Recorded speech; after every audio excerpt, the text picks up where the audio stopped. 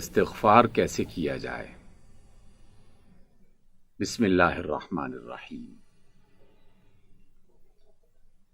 ماہ رمضان کا دوسرا عشرہ شروع ہو چکا۔ رسول اللہ صلی اللہ علیہ وسلم جو ہر خطا سے پاک ہیں، معصوم ہیں، جن سے کوئی گناہ نہ سرزد ہوا نہ ہو سکتا تھا، اللہ تعالیٰ کی خاص حفاظت میں آپ نے پوری حیات طیبہ بسر کی۔ اعلان نبوت سے پہلے کا سارا زمانہ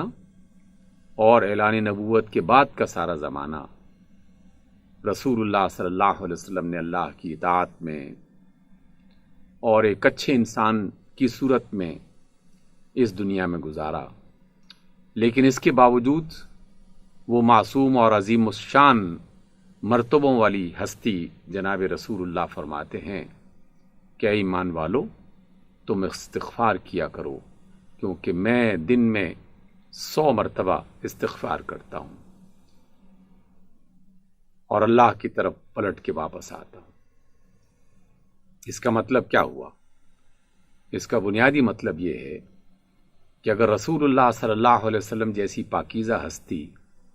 جو ہر خطا سے پاک ہے، وہ استغفار کو لازم سمجھتی ہے اور وہ فرماتے ہیں کہ میں دن میں 100 بار استغفار کرتا ہوں، تو ہم گناہگار لوگ جو ہر لمحے خطا بھی کرتے ہیں، گناہ بھی کرتے ہیں، اپنے اوپر ظلم بھی کرتے ہیں، دوسروں پر بھی ظلم کرتے ہیں، ہم تو اس بات کے زیادہ ضرورت مند ہیں کہ اللہ کی بارگاہ میں حاضر ہو کر اس سے اپنی غلطیوں کا اعتراف کیا جائے اور بخشش طلب کی جائے۔ رسول اللہ صلی اللہ علیہ وسلم فرماتے ہیں، اور یہ فرمان متفق علیہ ہے کہ جسے بخاری اور مسلم میں بیان کیا گیا، آپ نے فرمایا، جب بھی کوئی اللہ کا بندہ اپنے اللہ کی طرف توجہ کرتا ہے اور توبہ کرتا ہے، استغفار کرتا ہے، تو اللہ رب العزت کو اس قدر اس سے خوشی میسر آتی ہے۔ اور پھر آپ صلی اللہ علیہ وسلم نے اس خوشی کو ایک مثال کے ذریعے سے واضح کیا کہ اگر تم میں سے کوئی شخص صحرا میں سفر کر رہا ہو اور اس کے پاس اس کی سواری ہو جس میں اس کا سارا کھانا پانی موجود ہو، لیکن کسی وجہ سے وہ سواری غائب ہو جائے، وہ اسے تلاش کرتا ہوا مارا مارا پھرتا رہے، حتیٰ کہ اسے یقین ہو جائے کہ اب تو بس موت ہی ہے جس کا انتظار کیا جا سکتا ہے، اور وہ موت کے انتظار میں بیٹھا ہوگا کہ اچانک کیا دیکھتا ہے کہ وہ سواری اپنے سارے مال و اسباب سمیت اس کے سامنے موجود ہے، اور وہ بے انتہا خوش ہو کر کھڑے ہو کر اپنے اللہ سے کہتا ہے کہ اللہ، تو میرا بندہ ہے اور میں تیرا رب۔ حالانکہ اسے کہنا تو یہ چاہیے تھا کہ اللہ تو میرا رب ہے اور میں تیرا بندہ ہوں، لیکن فرط مسرت اور خوشی کے اس عالم میں وہ اپنے الفاظ پر قابو نہ پا سکا اور اس کی زبان سے یہ والا جملہ نکل آیا کہ اللہ، میں تیرا رب ہوں اور تو میرا بندہ۔ اس کی اس خوشی کو بیان کرتے ہوئے آپ صلی اللہ علیہ وسلم فرماتے ہیں کہ جب اللہ کا کوئی بندہ اپنی خطاؤں کو اور اپنے گناہوں کو سامنے رکھتے ہوئے اللہ کی طرف واپس پلٹتا ہے، تو اللہ تعالیٰ کو اس صحرا میں موجود فرد سے بھی زیادہ خوشی ہوتی ہے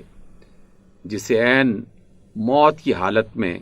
سب کچھ مل جائے اور اس کی زندگی کا سامان اسے میسر آ جائے۔ اسی طریقے سے جناب رسول اللہ صلی اللہ علیہ وسلم نے یہ بھی ہمیں تعلیم فرمائی کہ تم لوگ غلطیاں تو کرتے رہو گے، اور انسانوں سے غلطیوں کا ہونا یہ کوئی انوکھی بات نہیں ہے، یہ اس کی فطرت کا حصہ ہے، اس کے اندر کی جو خامیاں ہیں وہ ان خامیوں کا شکار ہوتا رہتا ہے، لیکن شیطان کا سب سے بڑا جو ہتھیار ہے وہ یہ کہ وہ انسان کو پہلے تو غلطی پر آمادہ کرتا ہے، اور جب اس سے وہ گناہ سرزد ہو جاتا ہے تو پھر اس کے ذہن میں یہ بات ڈالنا شروع کر دیتا ہے کہ اب تمہاری بخشش نہیں ہونے والی، تم تو بس گئے، اور پھر اسے مایوس کر دیتا ہے اللہ تعالیٰ کی رحمت سے۔ اللہ رب العزت مختلف طریقوں سے انسان کو اس مایوسی سے باہر نکالتے ہیں، کبھی نماز کی شکل میں، کبھی روزے کی شکل میں، کبھی صدقہ اور خیرات کی شکل میں، کبھی فلاح انسانیت کی شکل میں، کبھی خیر کے کسی کام کی شکل میں۔ کوئی بھی احساس انسان کے اندر ایسا زندہ ہو جائے جس سے اسے اپنے اللہ کی قربت محسوس ہونے لگے اور اس کی رحمت کو وہ دیکھنے لگے، تو شیطان کو یہ بات پسند نہیں ہے۔ اس لیے آپ صلی اللہ علیہ وسلم نے فرمایا، اور یہ بھی متفق علیہ حدیث ہے، بخاری اور مسلم نے اس کو بیان کیا ہے، آپ فرماتے ہیں کہ جب بھی کوئی شخص غلطی کرتا ہے اور پھر وہ اپنے اللہ کو پکارتے ہوئے یہ کہتا ہے کہ اللہ میں تیرا خطا کار بندہ ہوں، تو میرا مولا اور میرا رب ہے، تو مجھے معاف فرما دے، تو اللہ رب العزت اس کی اس بات کو سن کر بے انتہا خوش ہوتے ہیں، اور اپنے ملائکہ کے درمیان میں باقاعدہ اس بات کا ذکر کیا جاتا ہے کہ دیکھو زمین پر فلاں بندہ، اس سے غلطی ہوئی اور پھر اس نے مجھے پکارا، گویا کہ وہ یہ جانتا ہے کہ اس کا ایک رب ہے اور اس نے مجھ سے بخشش طلب کی ہے، اور اے میرے فرشتوں تم گواہ رہنا، میں نے اس کو معاف کر دیا ہے۔ کچھ عرصے کے بعد پھر وہی غلطی ہو جاتی ہے یا پھر کوئی اور گناہ ہو جاتا ہے، اور پھر وہی شخص دوبارہ اپنے اللہ کی طرف واپس پلٹتا ہے اور پھر وہی کلمات کہتا ہے، وہی اپنی اس مشکل کا اظہار کرتا ہے، اپنے کیے پر ندامت کا اظہار کرتا ہے، تو رب ذوالجلال اپنے فرشتوں سے پھر وہی بات فرماتے ہیں اور کہتے ہیں کہ دیکھو فلاں بندہ زمین پر وہ گناہگار ہوا اور پھر اسے مجھے پکارنے کی توفیق ملی، گویا کہ وہ یہ جانتا ہے کہ اس کا ایک رب ہے، اور پھر اس کی بخشش کا اعلان کر دیا جاتا ہے۔ اور آپ علیہ السلام نے فرمایا کہ اگر زندگی بھر بھی ایسا ہوتا رہے اور وہ شخص پورے اخلاص کے ساتھ اور پوری دیانت کے ساتھ اپنے اللہ کو پکارتا رہے تو اللہ تعالیٰ زندگی بھر اسے معاف کرتا رہے گا۔ البتہ دل کی کیفیت کو اللہ سے بہتر اور کوئی نہیں جانتا۔ توبہ کی صورت میں اللہ سے مذاق نہیں کیا جا سکتا کہ میں غلطی پر غلطی کرتا چلا جاؤں اور جان بوجھ کے کرتا چلا جاؤں اور محض زبانی طور پر کچھ استغفر اللہ کے کلمات اور کچھ استغفار کے کلمات اور کچھ تسبیحات کے دانے جو ہیں وہ بکھیرتا رہوں اور یہ ظاہر کرنے کی کوشش کروں کہ میں تو استغفار کرتا ہوں، میں تو بڑا نیک آدمی ہوں۔ دل کی کیفیت کو اللہ تعالیٰ بہت خوب جانتا ہے۔ وہ کسی ایسے مذاق کرنے والے اور دکھاوا کرنے والے فرد کی توبہ کو قبول نہیں کرتا۔ ہاں، وہ شخص کہ جس سے واقعی گناہ غلطی ہوئی اور وہ سچے دل سے توبہ کرتا ہے، سچے دل سے استغفار کرتا ہے، تو رب ذوالجلال کی بخشش اور مغفرت اور رحمت وہ ہمیشہ اسے اپنے دامن میں سمیٹنے کے لیے تیار رہتی ہے۔ اس لیے یہ عشرہ اور اس کے بعد بھی ہمیشہ اپنے اللہ سے مغفرت کی جو بھی صورتیں اختیار کی جا سکتی ہیں انہیں ضرور اختیار کرنا چاہیے۔ میں اکثر اپنے دوستوں سے اور سننے اور جاننے والوں سے یہ کہتا ہوں اور اپنے آپ کو بھی اس میں شامل کرتے ہوئے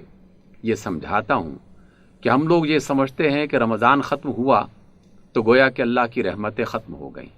نہیں، اللہ کی رحمتیں ہمیشہ جاری رہتی ہیں۔ عشرہ رحمت ختم ہو چکا، لیکن ایسا نہیں ہے کہ اس کی رحمت کے دروازے بند ہو گئے، اس کا رحمت کا سلسلہ اب بھی جاری ہے، اور اب یہ جو مغفرت کا سلسلہ شروع ہوا ہے یہ عشرہ بھی ختم ہو جائے گا، لیکن اس کی مغفرت ختم نہیں ہوگی، وہ بے انتہا معاف کرنے والا ہے۔ اس وجہ سے اپنی غلطیوں پر اور اپنی خطاؤں پر کبھی مایوس نہ ہوا جائے، اس پر نادم ضرور ہوا جائے، اور نادم ہوتے ہوئے اپنے اللہ سے اپنی گزارشات پیش کی جائیں، اور پورے اعتماد کے ساتھ، پورے اطمینان کے ساتھ، پورے یقین کے ساتھ اپنے اللہ سے یہ دعا کریں کہ اللہ میں تیرا بندہ ہوں، تو میرا مولا ہے، تو میرا رب ہے، میں ایک کمزور انسان ہوں، مجھ سے یہ غلطی ہو گئی ہے اور مجھے تو معاف فرما دے، اور تیری بخشش کا میں محتاج ہوں، تیری رحمتوں کی مجھے ضرورت ہے۔ تو یہ ممکن نہیں ہے کہ اللہ رب العزت اپنے بندے کی اس مخلصانہ پکار کو سن کر اسے رد کر دے، وہ یقیناً اسے معاف کر دیتا ہے۔ لیکن ایک بات یاد رکھیے، کچھ گناہ اجتماعی ہوتے ہیں جس کا نقصان امت کو یا افراد کے گروہ کو یا قوم کو ہوتا ہے، اس گناہ کی تلافی بہت مشکل ہو جاتی ہے۔ اس لیے اپنی زندگی میں اس بات کی کوشش کریں کہ ایسی غلطی نہ کی جائے کہ جس کا خمیازہ پوری قوم کو یا امت کو یا ایک بڑی تعداد میں انسانوں کو بھگتنا پڑے، اس لیے کہ جو وہ اذیت پائیں گے اور جو انہیں نقصان ہوگا اس کی تلافی کے لیے اللہ تعالیٰ کے ہاں پھر عدل کا راستہ اختیار کیا جاتا ہے۔ اور کون ہے جو اللہ تعالیٰ کی عدالت میں عدل کے اس معیار پر پورا اترتے ہوئے اپنے آپ کو پاک صاف کر سکے؟ اس لیے اپنی ذاتی غلطیوں پر تو اللہ تعالیٰ سے توبہ مستقل کرنی چاہیے، اور اجتماعی غلطیوں کو اپنے آپ سے بہت دور رکھنا چاہیے۔ اللہ تعالیٰ ہماری اس دنیا کو ایسی دنیا بنا دے کہ جس میں غلطیوں کے ساتھ مغفرت کا سلسلہ بھی جاری رہے اور گناہوں کے ساتھ رحمتوں کی طلب بھی جاری رہے۔ میرا رب بڑا کریم ہے اور اس کی رحمتیں بے پایاں ہیں، کبھی ختم نہیں ہونے والی۔